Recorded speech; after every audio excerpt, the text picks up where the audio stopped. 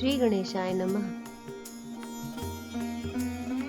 पुरुषोत्तम मास महात्म्य में तीसरा अध्याय। हे नारद जी, जो कुछ भगवान कृष्ण ने राजा युधिष्ठिर से कहा वही मैं तुमसे कहता हूँ।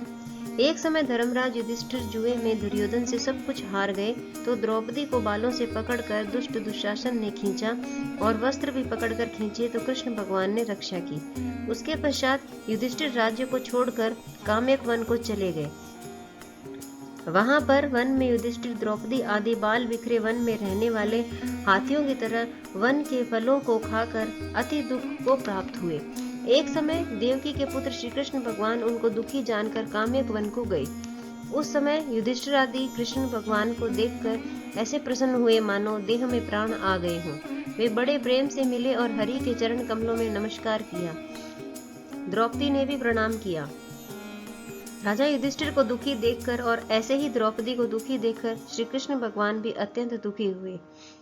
जब विश्वात्मा भक्त वत्सल भगवान ने दुर्योधन को भस्म करने के लिए क्रोध किया तो मानो करोड़ों काल कराल के समान मुख से प्रलय काल की अग्नि उठी हो और दांतों को पीसते हुए मानो त्रिलोक को भस्म कर देंगे।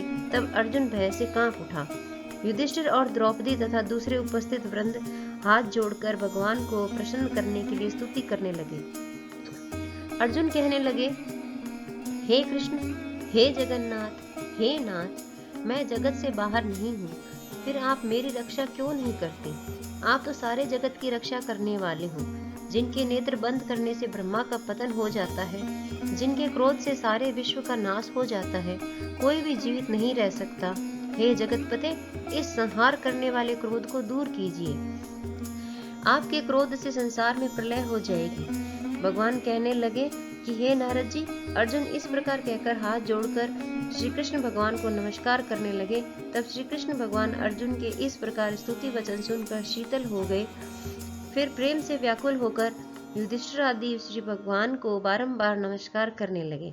श्री नारायण कहने लगे कि हे नारद जी, इस प्रकार प्रेम से मग्न हो सिर झुकाकर हाथ जोड़कर बारंबार कृष्ण को नमस्कार कर अर्जुन ने भगवान कृष्ण से जो प्रश्न किया वह मैं तुमसे कहता हूँ। हरि भगवान यह सब सुनकर पांडवों के हितकारक वचन कहने लगे। कृष्ण कहने लगे, हे अर्जुन, मेरे वचनों को सुनो और आपने जो अपूर्व प्रश्न किया है, इस समय मैं इसका उत्तर देने को समर्थ नहीं। यह गुप्त प्रश्न ऋषियों को भी कठिन है। तो भी हे अर्जुन, मैं तुम्हारी मित्रता और भक्ति से प्रसन्न होकर अत्यंत कठिन उत्तर को क्रम से कहता हूँ, सुनो। हे अर्जुन, एक समय में संयोगवश अधिक मास आया। उसको सब असहाय, निंदक, अपूज्य, मलमास और नवी की संक्रांति से वर्जित ऐसा कहते हैं। मलमास होने से स्पर्श करने योग्य नहीं है, सब कर्मों में निंदित है।